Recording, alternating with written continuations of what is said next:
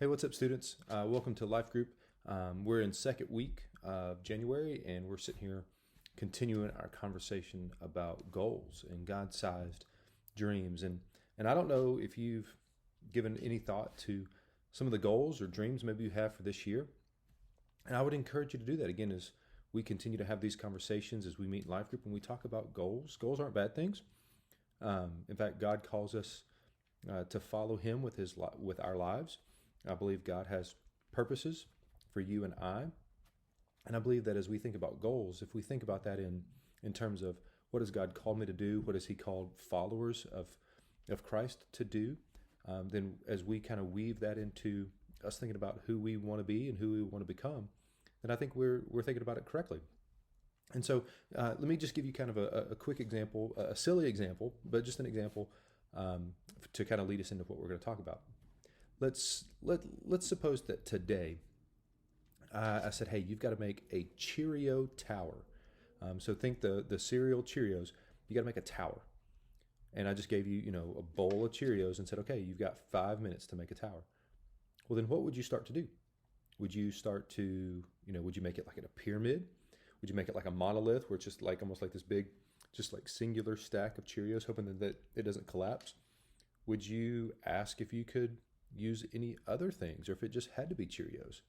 And I know as simple as that is, if we're going to do anything like make a Cheerio tower or think about who God has called us to be, think about who maybe we want to be 5 years from now or 10 years from now, and then kind of reverse engineer and work that back, we're going to have to start thinking about a plan, right? Like I say, hey, here's some Cheerios, make a tower. Unless you just start stacking stuff up, no thought about it, you're gonna at least think like, okay, how can I do this? How can I maybe make a tall tower? Do you want me to use all of the Cheerios? Can I use other things? You're gonna start to think about it and process it, ask questions, and start devising even a very loosely held plan. But if it's a big dream, if it's a big goal, then I think it's wise to have some kind of plan. There's a children's book called The Little Prince, and as I was kind of preparing for this, one of the things that was in the lesson, it talked about this quote of a dream or a goal without a plan is just a wish. And you think about that, there's a lot of truth to that. If you've got a goal or you got a dream and then you've got a plan, like that gives you some kind of action steps. But if you're just wishing for something to happen, you're kind of expecting that fairy godmother to come, bippity boppity boo, boom, all of a sudden you're good to go. And so that goal requires you or I making a plan and then starting to work that plan out. A wish, that's just, again, fairy godmother, please show up and somebody just make it happen for me. And those are two different things. And so as we think about goals, and more importantly, thinking about who has God called us to be, who has God called you to be 5 years from now, 10 years from now, but also right now. Then I think the next step is, okay, how do I become that? How do I do that? What's the plan? And if you were with us last week, or maybe you saw it on social media, I'm inviting all of you to be part of a challenge to read the Bible this year. And we're actually starting today, Sunday, January 10th. We're starting a plan where you read 5 days a week, and then the other 2 days you really focus on scripture memory. And so that way you're in the Word. Each day of the week, we're reading through very foundational key parts of the Bible. We're not going to read every single word, but we're going to read throughout the entire Bible. And it's simple. It's like the first day is Genesis 1 and 2. Many of you probably could, write a really, descriptive summary of Genesis 1 and 2. And so it's a couple chapters a day. It's one verse to memorize one day and one verse to memorize another. So it's not that much. But here's what I love about what we're doing. Not only is the challenge to read the Bible and memorize scripture, which would be amazing on its own, but we're also going to jump online and have a Zoom group where we are encouraging one another. We are talking about what we've read and what we've learned. And so I think that's an important feature too, that you could teach me something that you read. And by you telling your story and something that was, pivotal and impactful for you, then that's going to be good for me to hear, and vice versa, and throughout the rest of the group. And so we're going to be able to teach and encourage one another along the way. So if you want to be a part of that, hey, it's not too late to jump in. If you're thinking about it next week and you're like, man, I still want to get in, guess what? Jump in with us. If it's a month from now, I would rather you jump in late than not jump in at all. And so I want you to jump in and roll with us, read the Bible, and encourage each other along the way. All right, so now let's get back into our lesson. Last week we were talking about Nehemiah. And in the Old Testament, Nehemiah was this guy that worked for King Artaxerxes. Great name. He's a Babylonian king. Nehemiah is not Babylonian. In fact, he's a Hebrew man, and his country, Israel, they were overtaken by the Babylonians, and many of them were taken from their homeland. In this case, Nehemiah was taken from Jerusalem to Babylon, and he started working for the king. He was the cupbearer. He was the guy that would work in his court, and anytime there was a drink that came to the king, Nehemiah had to taste it, make sure it wasn't poison, and then if it wasn't, obviously he didn't die, then he would pass it on to the king. So he had a very important role. He also had the ear of the king. He had the opportunity to be in the king's presence. And so in Nehemiah chapter 1 that we looked at last week, we learned that Nehemiah learned that his hometown of Jerusalem was in trouble. The people were distressed. The gates were torn down. The walls were torn down, and that provided Jerusalem a physical problem. They were no longer protected. The city had walls for a reason, for physical protection. But it also presented a spiritual problem.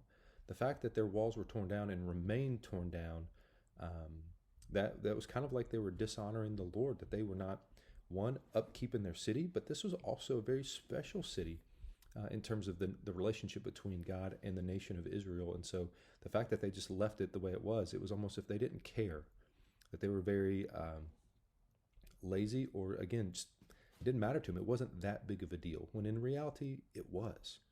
And so when Nehemiah heard that, it broke him. It made him upset. It bothered him. And we read in Nehemiah chapter 1 that he wept. He wept, he fasted, and he prayed. And if I could kind of pause for just a second, I don't know that we fully know exactly what Nehemiah felt like, but I think we have a little bit of a taste of it. On Wednesday, January 6th, I know that, talking to middle school and high school students, there's certainly different levels of watching the news and seeing what's happening in the world, but we're all pretty connected. And so even if we didn't see it live or immediately after things were happening, we probably heard about it. And so we are all probably pretty aware of what happened in our nation's capital. And if I can just be honest, this is not political. It doesn't matter, what political party you or I are in this moment. That was a difficult moment to see some of the things that we saw in our country, to see,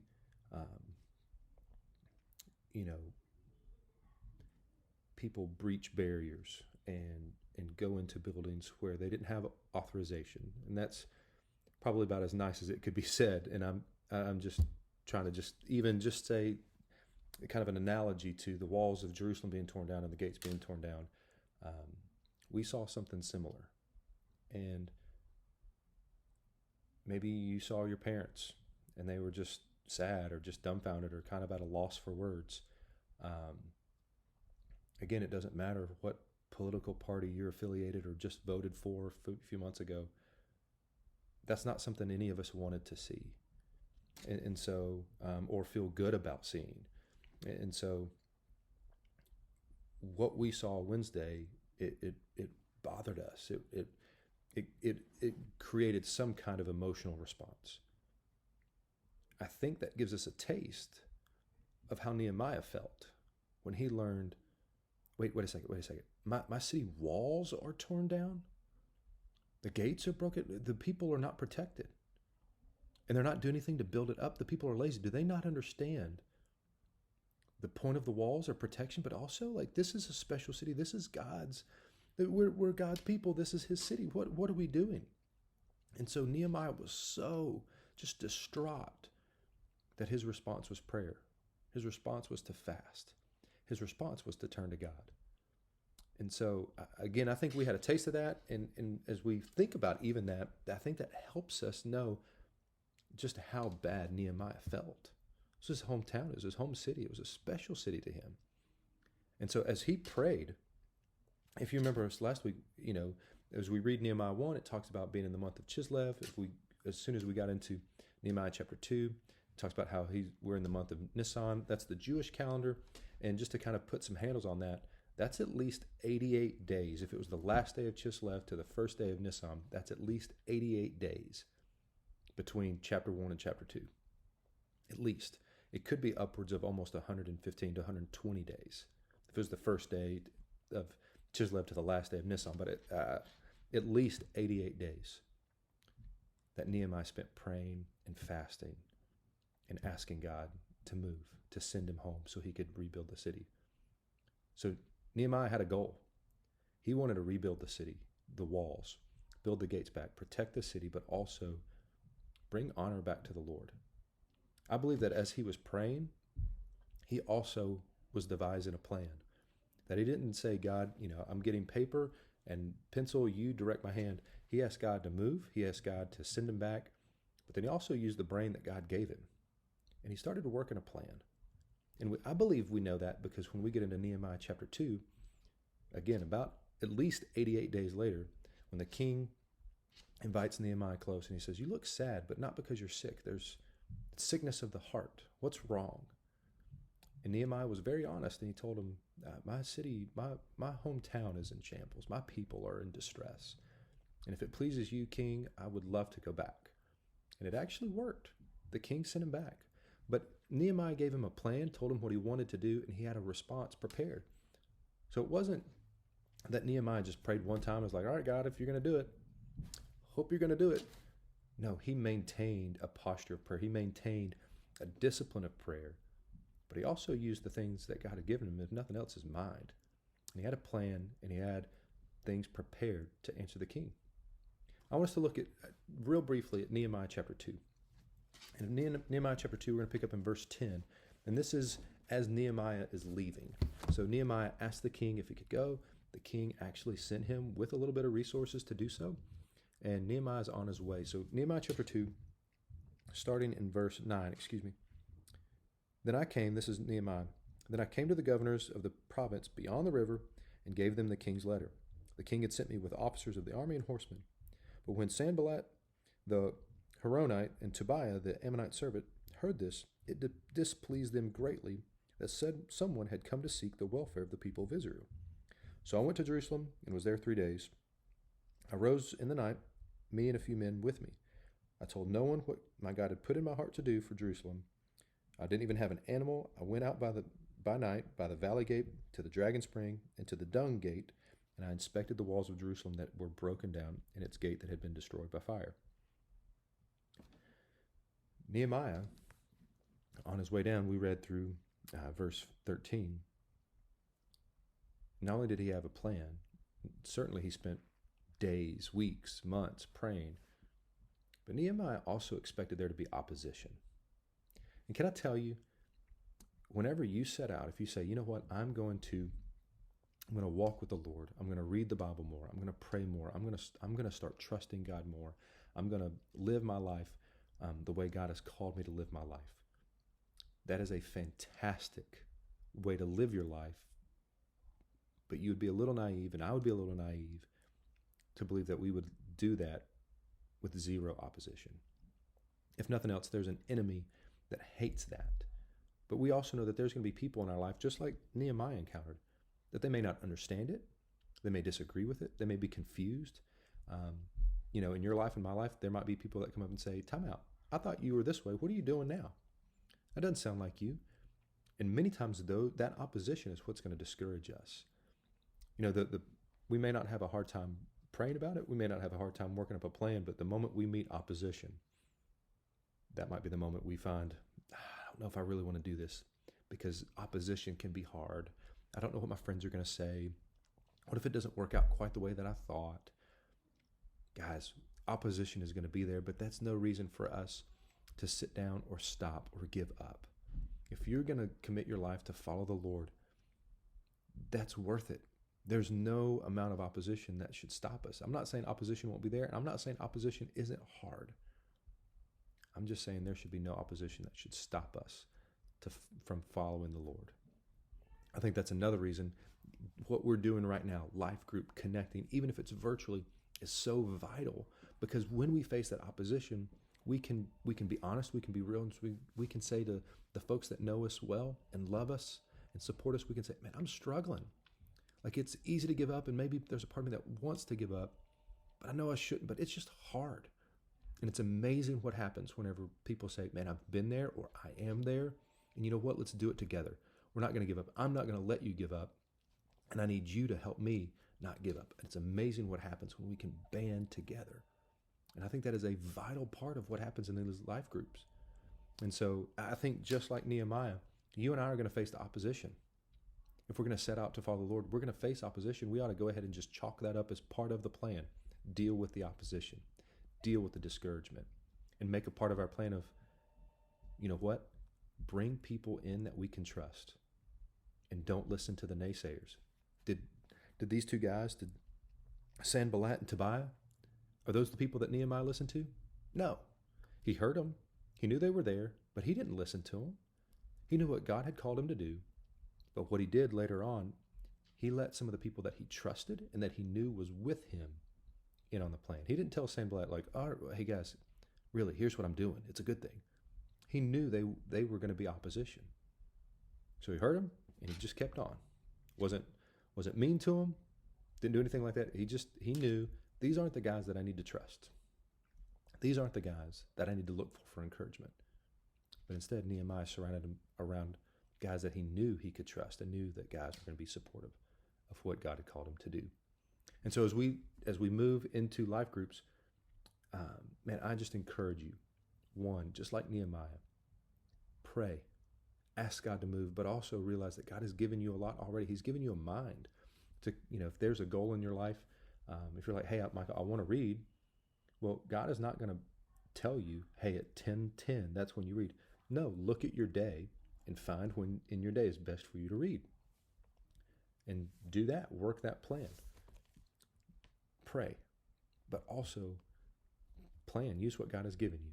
Know that there's going to be opposition, and even plan for a way to work through it. And so, man, I'm excited as you guys connect. Just even just reconnecting is good. But I'm excited as you dive a little deeper into Nehemiah, in this passage, and these things. I'm excited to see the dreams and the goals that God's going to put in your heart, because just like Nehemiah was made and called for this time, it was a difficult time, but he was made and called and born at such a time so that he would be there in order to answer the call. You know what? I believe, as difficult as times may be, I don't believe it's accidental that you were born at such a time so that you would be alive right now at such a time to do things for the Lord. I refuse to believe that it's random. And so I believe that God can do great things through you. I believe that God can do great things through us. And so I'm just excited to see what that looks like. So I love you guys. Have a great time in Life Group, and we'll see you next week.